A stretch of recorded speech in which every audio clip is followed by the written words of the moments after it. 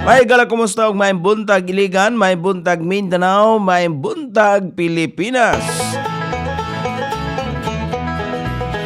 Adlaw nga Lunes karon sa 14 ni buwan sa Marso ning tuiga 2022. Sangan sa ato station manager Pastor Robin Sulapas, kini ang inyong kabrad sa kanginan Nonoy B. Amo dapit kani may galas papakig-uban kanako hangtod ta sa alas 5. Ang taknas kabutagon sa panag-uban sa tulumanon panikay-sikay sa pagdasig kaniyong tanas pagpabangon alang niya to mga adunay koneksyon sa internet o ingon man sa paghisgot sa mga mahinungdanong butang nga adunay dako kay kalambigitan alang sa atong pagkinabuhi ibabaw ning kalibutan na kay wala man ta nataw ning kalibutan na nga subay sa atong kaugalingong kabubuton kundi duna gayon nagmugna niining tanan. So una natong daygon og pasalamatan ang atong labaw nga makagahom nga niya na pud kita mga kaigsunan lain usab nga adlaw nga gilugway sa atong tagsa-tagsa kag kinabuhi gitagaan ta og mayong panglawas nga aron kita makabangon, gitagaan ta og may dagan sa panahon kay wala man ta nakasinati may galaw mga pag-ulan-ulan karon mga panahon na kay ang kahimtang sa dagan sa panahon ang tibok dapit sa Mindanao makasinati lamang o panalagsang pagpangdagom nga tuna sa mapanganuron nga kalangitan inubanan sa patak-patak nga mga pag-ulan, pagpanalugdog, epekto may gala sa easterlies o localized thunderstorm. Hinay nga tunas kasarangan nga hangin ang mga nagagikan sa silangan ngadto sa amihanang silangang direksyon ug ang kadagatan hapsay ngadto nas kasarangan ang mga pagbalod walay low pressure area o dawtang dagan sa panahon nga matagamtaman ang nasod nga Pilipinon sa pagkakaron. So atong pasalamatan yana ang atong labaw nga makagawon pero kini mong dagan sa panahon di nato mahibalan sa paglabay sa pipila ka oras dunay kausaban kay kinaiyahan maguna. So di nato mahigala matagan pero may na lang doon natay kahimanan ang atong ahinsya sa pag-asa maugayoy nagbunitor sa kahimtang sa dagan sa panahon mo na mahibalan nato kung dunay bagyo o low pressure. Ingon na mahigala. Dayon ato pod nga gipasalamatan ang atong labaw nga makagahom tungod kay gitagaan na pud kita og lain nga kahigayunan aron kita makaarangkada no sab dinhi kanginan managbagat na usab kay sa kadaghan nga mga tao halos tanan nangandoy may gala nga makaabot ining gutlua pero kay di man kita mo'y nagbuot may gala nga sa gitas-on sa atong pangidaron o sa mga adlaw sa atong kinabuhi ang bugtong labaw nga makagahom naman. Muna nga kutob ra sila kagahapon o niya kagabi o kaganihang kadlawon di na gyud makahimo pa sa pakig-uban kanato karong buntaga. Yunana. So atong gipasalamatan usab si Ma'am Liar Lambirang. Good morning nimo diha ma'am.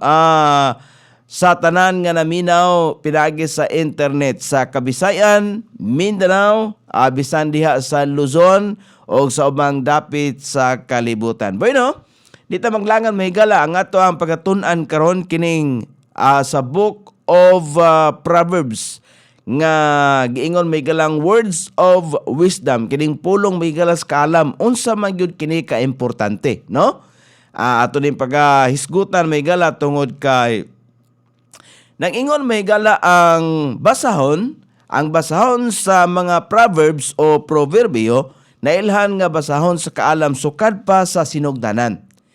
Kadaghan sa mga sinulat sa mga proverbs gipasidunggan sa pluma ni Solomon. Ang Dios naghatag ang Solomon og kaalam sa pagmando sa iyang katawhan nga matarong.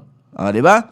Ang proverbs sa pagkatinuod o sa kabasahon sa mga pahimangno, instruksyon kung unsaon pagkinabuhi nga makapahimuot sa Dios o kung unsaon nga mahimong mas malinawon uban sa tanang katawhan.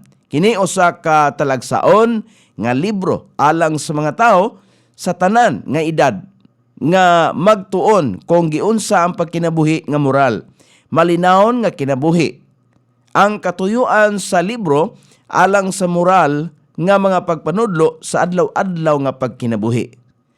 Ang una nga topiko mao ang kahadlok sa Ginoo. Sa pagkatinuod, ang kahadlok sa Ginoo gisgutan nga 14 kahigayon, 14 ka beses. Ang mga instruksyon ni Solomon maayo kayo. Mas maayo pa unta siya kung Iya ang gituman ang iyang kaugalingong mga instruksyon. Si Solomon sayang ulahing kinabuhi ato nasayran mahigala nga nahisalaag gikan sa iyang kaugalingong pagtulunan. Ang Proverbs mao'y usa ka maalamong panultihon.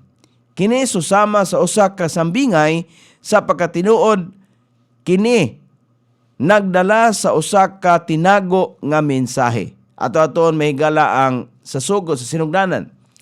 Ang Proverbs chapter 1 verse number 1. Book of Proverbs ta. O ato na hinaynayan mahigala. Magsugod ta sa pinakaunang bersikulo. Proverbs chapter 1 verse number 1. The Proverbs of Solomon, the son of David, king of Israel. Ang mga panultihon ni Solomon, ang lalaking anak ni David, hari sa Israel. Ato makita og masayran dinhi nga kining maalamong mga pulong gikan kang Solomon. Kinsa mao'y ikaduhang anak ni David og Bathsheba. Si David og si Solomon mao'y matag usa nga hari sa Israel sulod sa kapatan ka tuig. Kibali si David naghari siya sa Israel sud sa kapatan ka tuig, 40 ka tuig. Dayon natigulang, siyempre kay matigulang mo gyud ang tao, mamatay. O namatay si David ug ang nipuli niya sa pagkahari mao si Solomon. Sulod pod sa 40 ka tuig kun imong ipunon ang ilang paghari 80. Mo na nga si David naghari og 40 ka tuig, dayon gisundan ni Solomon nga naghari pod og 40 ka tuig sa nasod sa Israel. Mo nang 80 ka tuig ilang duha. Ang basic nga kahulugan sa Hebrehanong pulong alang sa Proverbs mao ang comparison. Apan kini nagbarog alang sa usa ka halapad nga matang sa maalamong mga pamahayag, lakip na ang pagbako og makapapukaw sa hunahuna nga mga pulong. Diha sa basahon sa mga Proverbs o proverbio, ang pulong gigamit sa pagtumong sa usa ka aphorism or concise, kung sa Bisaya pa mubo nga pamahayag sa usa ka prinsipyo o sa usa ka diskurso. Ang pulong aphorism sa literal nga distinction o definition gikan sa Griego form to bound. Nagpasabot sa orihinal nga unahuna, gisulti o gisulat sa usa ka laconic o dali nga makalimtan nga porma. Laconic nagpasabot nga mubo o sa punto epektibo nga gipamub-an usa ka hayag o dayag nga tubag. Usa ka mubo nga tubag nga dili bastos. Ang laconic nga tubag, oo. Ana ba?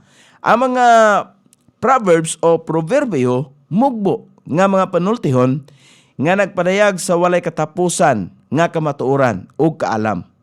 Ilang gidakop ang mga hunahuna sa usa nga nagpahinabo sa magbasa nga mamalandong kung unsa mga pamaagi mahimong ipadapat sa usa ang mga prinsipyo sa Dios sa mga kahimtang sa kinabuhi.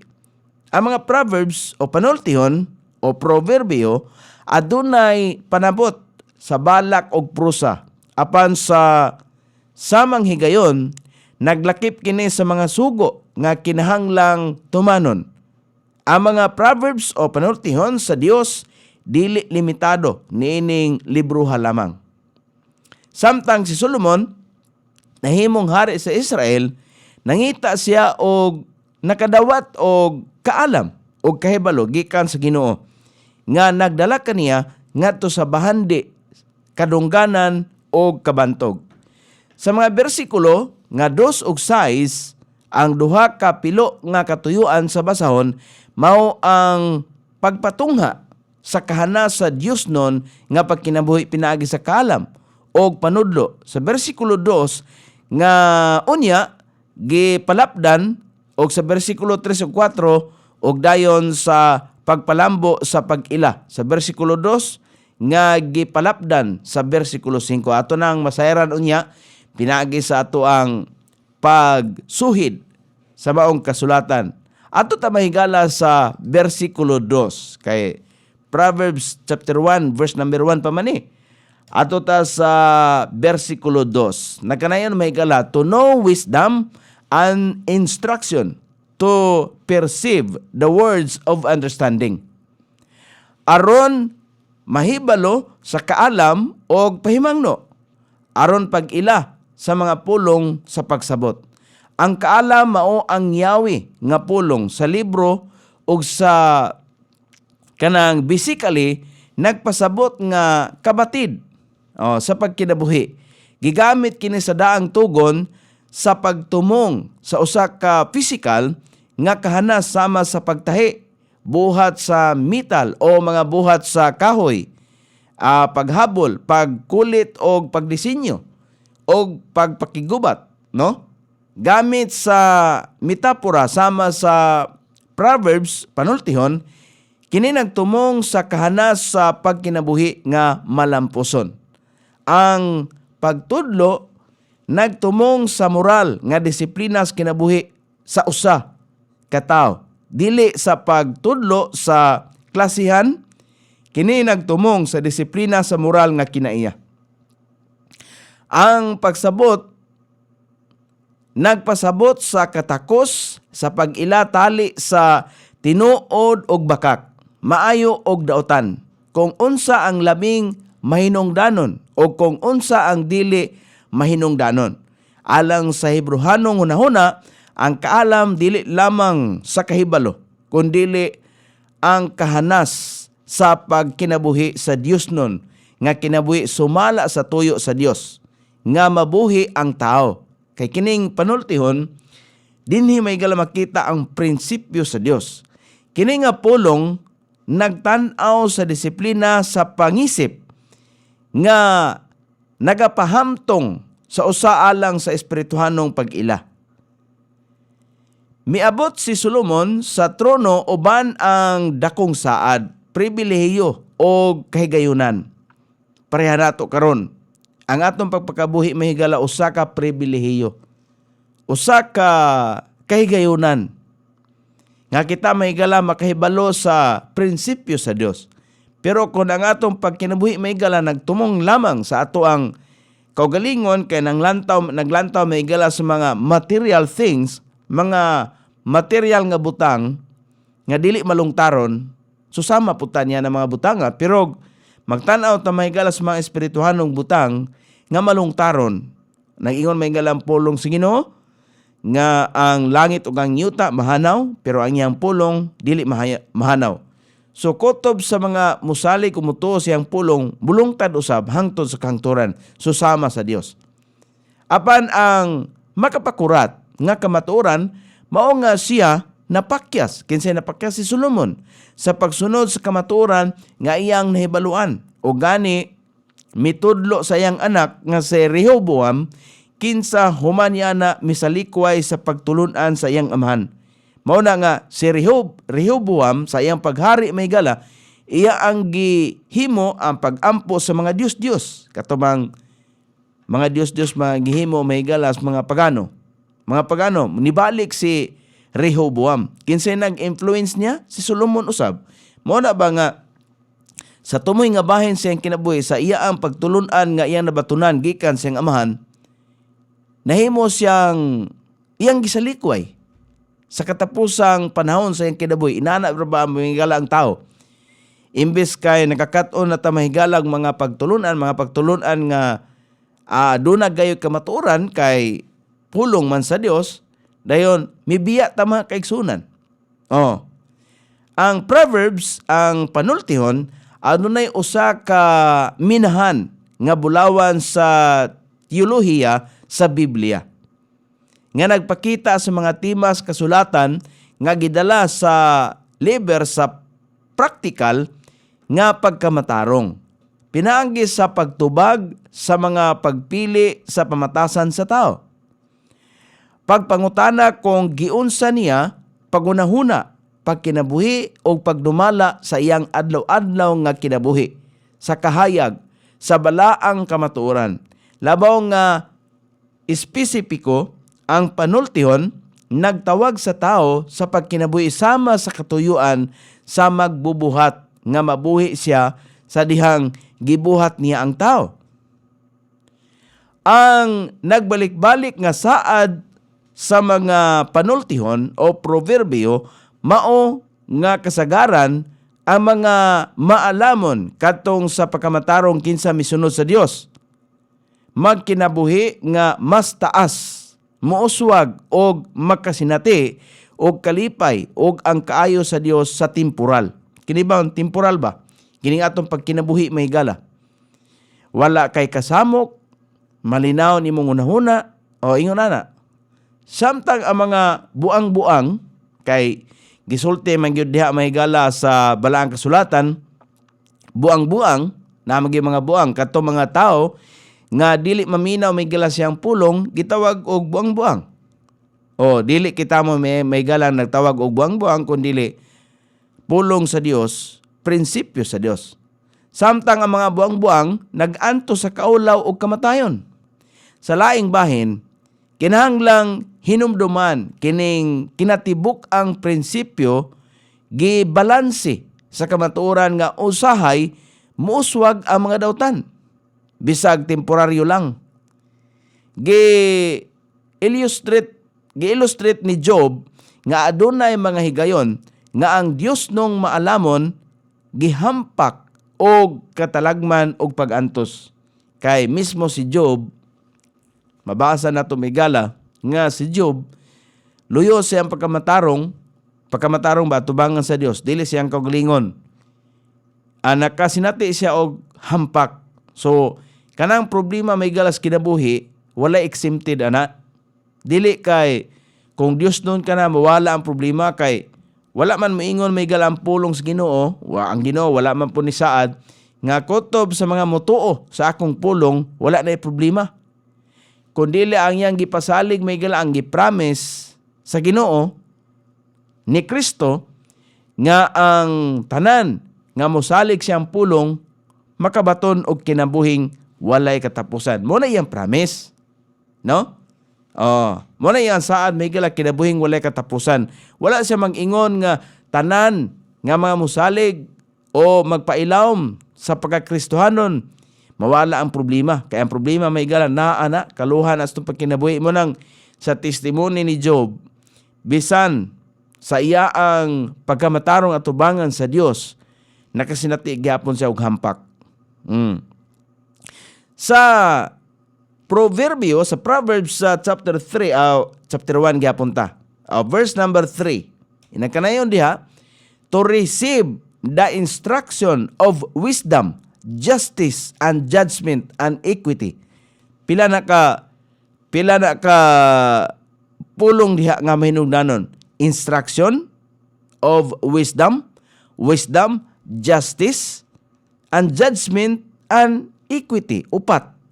Wisdom, justice, judgment, equity. Aron makadawat sa pahimangno sa kaalam. Aron kuno makadawat sa pahimangno sa kaalam, hustisya og paghukom og kaangayan. Nagpalapan mahigalas katuyuan og mga termino sa bersikulo 2. Ang mga proverbs o panultihon nakiglambigit sa usa ka proseso sa pagtuon sa usa ka anak nga lalaki sa mga disiplina. Sa number 1, kaalam, wisdom. Usa ka lahi nga Hebrewanong pulong gikan sa bersikulo 2 nga nagkahulugan maalamong tambag o katako sa pagmando sa kaugalingon pinaagi sa pagpili. Di ba? Ingon na naman kaigsunan. Sunindot kayo may gala ang words of wisdom. Kay gikan pa sa sinugdanan. Mao na. Ikadua, hustisya, justice. Hustisya ang katako sa pagpahiuyon sa kabubuton og sukdanan sa Dios. Usa ka praktikal nga pagkamatarong nga muhaom sa usa ka posisyon nga pagkamatarong. Kanang pagkamatarong nga iya sa Dios, dili kanang sa atong kaugalingon. Ikatulo, paghukom. Oh, judgment. Paghukom ang pagpadapat sa tinuod nga pagkamatarong sa pakiglambigit sa uban. Kung kita may gala naa diha ka sa Dios, ang atong kasing-kasing gigamhan sa balang espiritu, nagkaton ta may gala og kinaiya sama sa Dios. Pagka mapaobsanon, dili-dali nga masuko, ingon na may gala mo nang ingon ni Kristo, learn of me. Kinahanglan ta may galang magkaton sa iyang kinaiya. Oh. Dayon, ikaupat, equity. Oh, kaangayan. Equity, kaangayan ang pagkinabuhi sa usa ka patas makapahimuot nga pamaagi. Di ba? Ingon na magkaigsunan. Dahil mato ta may gala sa versikulo 4. Ang versikulo 4 nagkadayon, to give subtlety to the simple, to the young man, knowledge and discretion. Aron makahatag o kaigmat ngadto sa yano.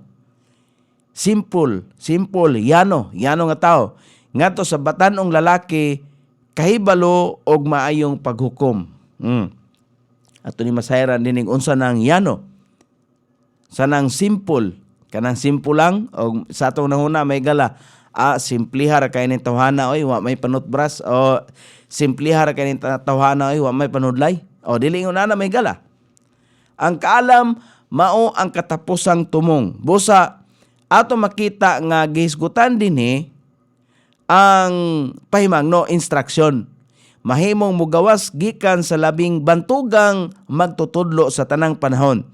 Og sa gihapon, dili na kita mahimong mas maalamon sa atong kaugalingon. Ang punto nga gihimo dinhi mao ang pag-akseptar sa panudlo sa atong pagkatao og sa pagbuhat sa ingon nga mamahimong mas maalamon. Kinahanglang makadawat kita sa mga pahimangno, instruksyon. Aron kini makatabang kanato. Kinahanglang ablihan nato ang atong pagpanabot. Sa atong pagsabot ang kaangayan. Di ba? Paghukom o gustisya mao ang mga bunga sa kaalam. Muna gisgutan may gala sa verse number 3. Di ba?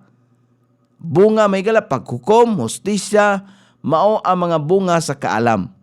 Ang usa ka maalamon nga tao mahimong matarong ug unsa pa na diha, di ba?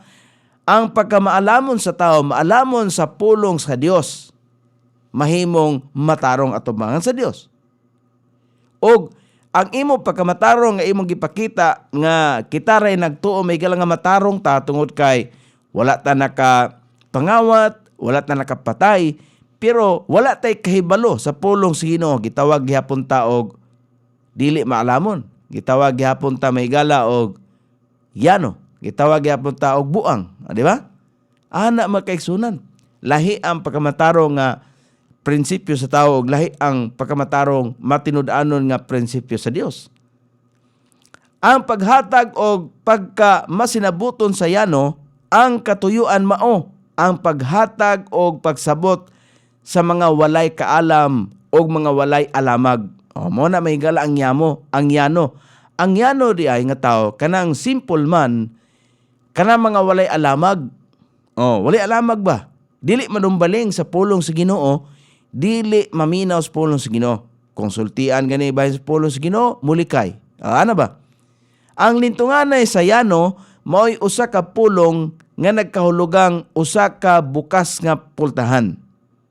Og haom nga pagbuhat sa mga walay pagsabot, kinsa wala mahibalo kung unsay itago sa ilang mga hunahuna ug dili. Alang sa mga batanon, ang kahibalo og pagkabuutan mao ang paghimo sa usa ka pagpamalandong sa dili pa makasala.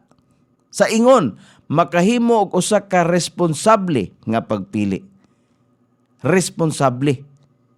Dili nang irresponsable. Kinalan responsable ang matag usa. Ang sa verse number 5 ato-atoon may gala nagkanayon dire ta may gala sa verse number 5 kay verse 1 to ngadto sa 5 ang atong ugma na pod ang sumpay. Basta kay Book of Proverbs ang libro may galas panultihon atong pagatun-an ug unsa ba pasabot ini kada bersikulo may gala naa man gyud explanation. Mo ni may gala explanation, no? Kinahanglan ta masayod nini kay kon dili ta makahibalo mamatay na lang ta ning kalibutan, mawa lang ta ning kalibutan unya wa ta nahibaluan nga bisan usa na lang ka pulong nga prinsipyo sa Dios mahimong maalaot kita. Nagkanayon may gala ang pulong sa Ginoo sa verse number 5. Proverbs chapter 1 verse number 5. A wise man will hear and will increase learning, and a man of understanding shall attain unto wise counsels. Di ba? Ang usa ka maalamon nga tao maminaw ug mutubo ang nakatunan. Ug ang usa ka tawo nga masinabuton makakapot ngadto sa maalamon nga mga tambag. Ingon na magkaigsunan, di ba rin siya tinuod gud kayo. Ang uptake sa pagpaminaw kanang a wise man kana bang kung sugoon ganita maminaw kita sa sugo labi na sa tong papa atong mama, minaw kita. Dili ta kanang magkusmod bitaw nga kung sugoon ta wa pagani ta kabalo sa unsay sugo baliban na tangdaan kay tungod man na sa tong kinaiya. Atong kinaiya may gala mao man gyud na. Kay wala man ta natawo ning kalibutan nga matarong ng daan. Wa man tay alamag maigalas pulong sa Ginoo. Mo na to kinaiya gyud, di ba? Wa pagani may gala na pareha ba ng kuan ba? Feast mass. Gubot kayo may gala sa pagsugod pa lang sa pandemya, katong gi-implementar ang feast mass, gubot kayo. Kano daghang kayong isyu. Doon naman kayo mga doktor may gala nga musulti nga ang feast mass dili mayo, ang feast mass pod mayo. Ana, nagkalain-lain. So gubot. So ingon na may gala pag-implementar gani sa usa ka butang, dili dayon madawat sa mga tao. Inana ba? Kabantay mo ana bisan pagani sa kompanya, doon ay mga ipahamtang, ipatuman nga unsay mahukman or unsay kasabutan, ang tao dili makadawat. Lisod may galang pagdawat sa premier good. Mao na ang kinaiya. Mao na nga kon kita sugoon, mukuan na yung tao. Di pagkalita kabalo may galag unsay sugo. Maglain na dayon atong buot. No? Ngano man na? Tungod na sa ato ang katapulan. Ang pagkatapulan may gala naa na sa usa ka tawo. Naa na. Pareha ba anang pagpamakak? Kanang pagpamakak may gala, naa na natong tanan. Narana sa imong pagpili, narana sa imong paglikay, narana sa imong pagtago sa imong kasing-kasing gunahuna, mamakak ba ka o dili? Di ba? Mo man nag-iingon may gala ani nga pulong sa kaalam. Ingon din sa verse number 5, ang usa ka maalamon nga tawo maminaw. Kato day mga dili maminaw, maalamon dito sila dili. Og mutubo ang nakatunan. Kung dili ta may gala maminaw sa pulong sa Ginoo sa prinsipyo sa Dios, dili gid mutubo may gala to makatunan. Magpapiling kita may gala nga sa prinsipyo nato nga tao, di ba? O ang usa ka tawo masinabuton makakaton ngadto sa maalamon nga mga tambag. Ang uptake sa pagpaminaw or kanang dili mang palingog-lingog ba maminaw gyud. O pagkahinay sa pagsulti kanang dili dayon musinta, dili dayon masuko. Sugoon gani wa pa kay balo sugo maninta dayon. Ang og pagkahinay sa pagsulti usa ka kaayo nga paagi sa pagkat-on. Tiyaw mo na, usa ka maayo kayo nga paagi. Ang usa ka tawo nga masinabuton gusto nga tambagan. Di ba? Sa mga tigulang. Mas maalamon nga mga lalaki. Sila dali nga matudluan sa usa nga nakasinati na sa samang butang, kining maalamong mga tambag makaluwas og daghang kasaypanan. Di ba na sa tinuod? Tinuod gyud kaayo eh. Tanawar ko ni mga anak nga gahi kay tambagan, dili impatuo may galag tambag, di ba? Mahitong pawak ngadto sa kadautan. No? Makaluwas sa daghang kasaypanan. Ang maalamon nga magtotoo adunay katakos sa paggiya o pagdumala sa uban sa kamatuoran. Mao na mga kaigsunan. Og ugma atong sumpayan ang ato ta sa verse number 6. So, dari lang sa tataman. Kay taas-taas para ba ning libro sa panultihon. Taas-taas ni. Pila ba ni ka bersikulo? Pila ba ni ka chapter ang Book of Proverbs? Atong tanahon, pila ka chapter? Chapter 31. Unya napat ta mahigala sa chapter 1. Di ba? Sa verse number 5 pagitataman. So 5 ka bersikulo may gala ang ato ang nahisgutan. Ang ato nahisgutan karubutaga sa verse number 1, 2, 3, 4 ug 5. Ang verse number 1 atong balikan may gala nga nagkanayon, the Proverbs of Solomon, the son of David, king of Israel. Ang verse number 2, to know wisdom and instruction to perceive the words of understanding. Aron kuno kita mga kaigsunan ang mga tao kay kining basahon dili lang man kutob may gala sa nasod sa Israel kundi langkob ni tibok bahin sa kalibutan. Aron mahibalo sa kaalam o pahimangno aron pag-ilas mga pulong sa pagpanabot. Ang verse number 3 nagkanayon, to receive the instruction of wisdom, justice, and judgment, and equity. Equity, kaangayan. So muna na mga kaigsunan, nagkanayon ang pulong sa Ginoo nga sa tawagan aron makadawat sa pahimangno sa kaalam, hustisya, og paghukom og kaangayan. So muna ang pasiuna sa verse number 4 nagkanayon may gala, to give subtlety to the simple, to the young man knowledge and discretion.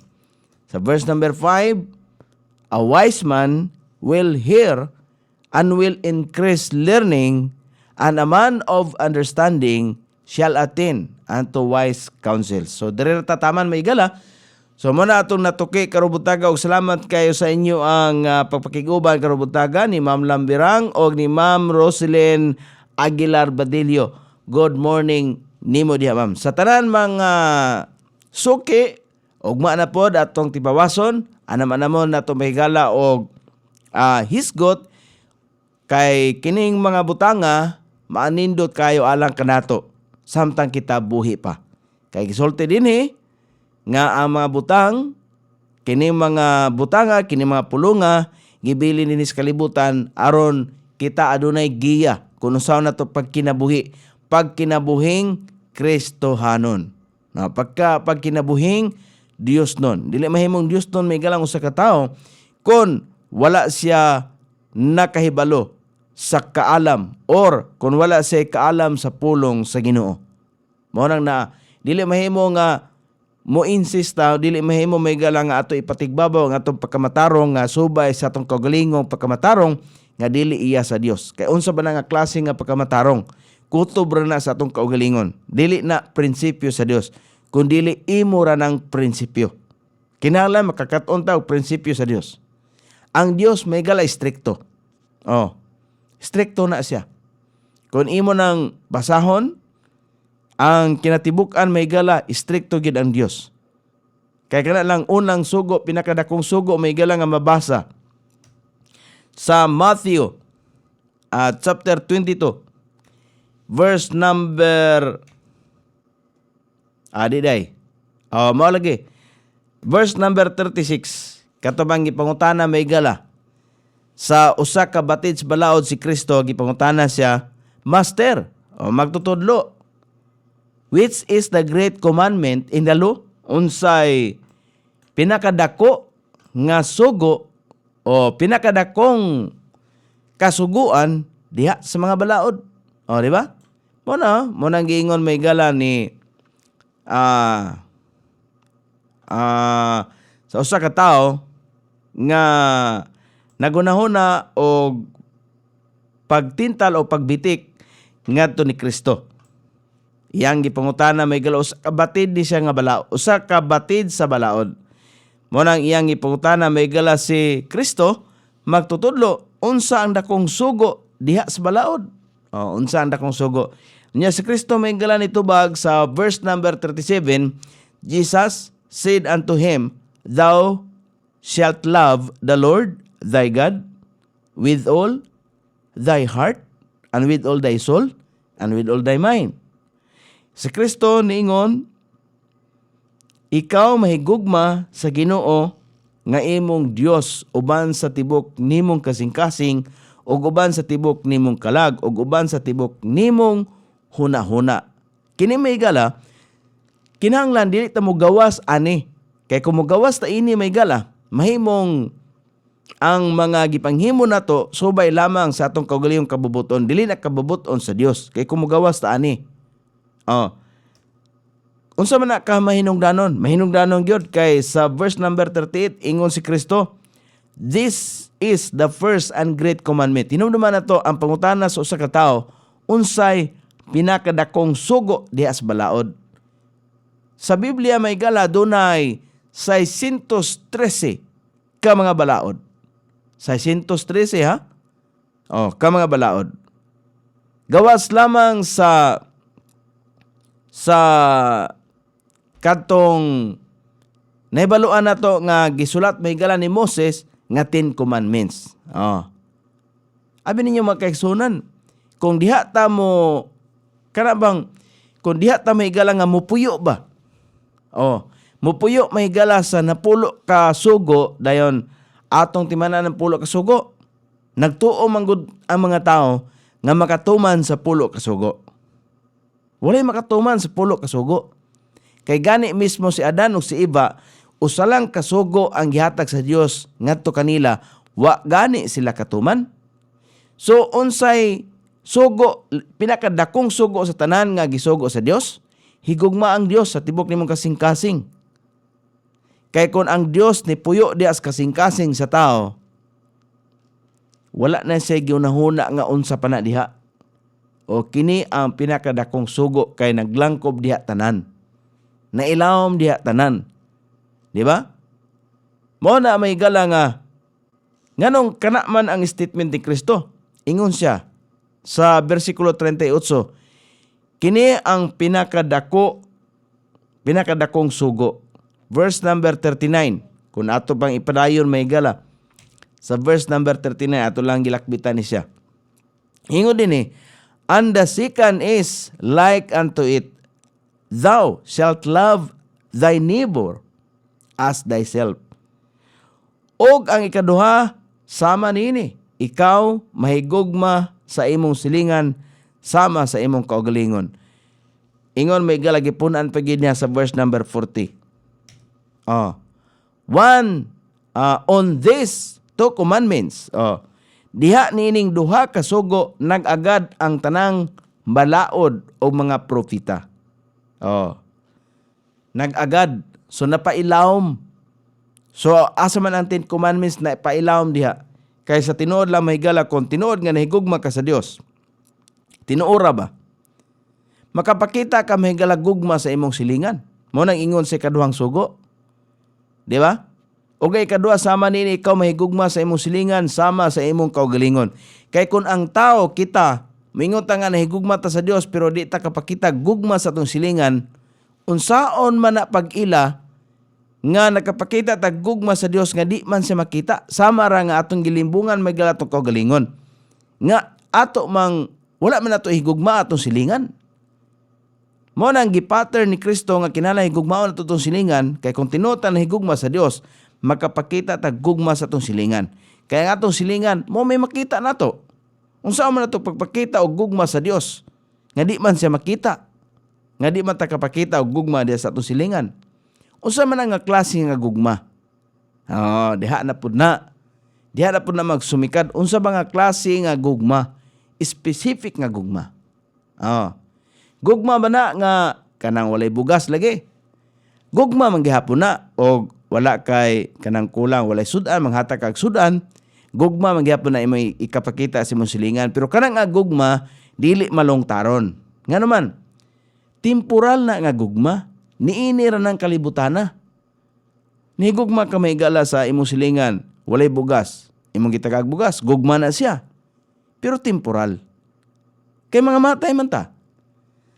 Diya lamang nga panahon nga tungod sa kawadon sa ihang kawadon sa bugas ba, imong gihigugma, tagaan ni mong bugas. To temporal na. Ang gugma nga bot pasabot din kung imo nang naangkon si Kristo nga imong bugtong personal nga manluluwas, nakaangkon ka na kinabuhing walay katapusan, kinahanglan nimong isulti sa imong silingan. Aron po siya matakdan o makahibalo nga makabaton po siya og kinabuhing walay katapusan. Ana ba? So muna na. So ingon na naman kay sunan. Kay kung tinuod nga nahigugma ta sa Dios, dili ta mohimo og mga lakang nga supak sa kabubuton sa Ginoo. Unsa may gidili sa Dios? Daghan kay mga gidili. Kanang pag-ampo lang daan may gala og mga Dios nga gibuhat may galas mga pagano. Dili ta magpabilin kay kanang pagano, kitawag na siya pagano, buot pasabot ana ignorante sa pulong sa Dios. Pagano na siya. Kita may galak. Kaliwat man tag mga pagano. Kay ignorante man ta sa pulong sa Ginoo. Pero sa dihang kay balo na ta may gala nga ang pamaagi sa Dios sa pagluwas kinabuhi sa tao, pagluwas sa kalag sa tao, sa dihang makaibaw ta, di na ta pagkatawgon og pagano. Pagkatawgon na ta og unsa? Anak sa Dios. Di ba? Kay kinsa ba makapanunod may galas kinabuhing dayon? Mga anak sa Dios lamang. So ikaw, anak ka na ba sa Dios? Mo na pangutana diya. Ang katubag ana, ikaw ra. Di ba? So ingon ana may galas. So wala man tayo igong panahon, sanglit tapupos ato panaguban og hinaot nga daghan pang mga adlaw nga ihatag sa Ginoo aron kita makapadayon sa paghisgot sa atong nahisgutan, words of wisdom. Kining pulong sa kaalam nga atong gikutlo may gala sa libro sa Proverbs, libro sa panultihon, libro nga gisulat may gala ni Solomon, nga gigiyahan may gala sa balang espiritu sa Dios. Sangan sa ato station manager, Pastor Robin Sulapas, kini ang inyong kabrad sa kanginan, Nonay B, magpasalamat og moingon, mayong buntag iligan.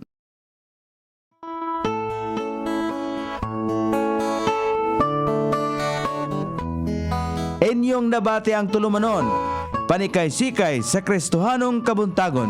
Panikay-sikay sa Kristohanong kabuntagon. Hangtod sa sunod nga higayon, daghang salamat sa inyong pagpaminaw.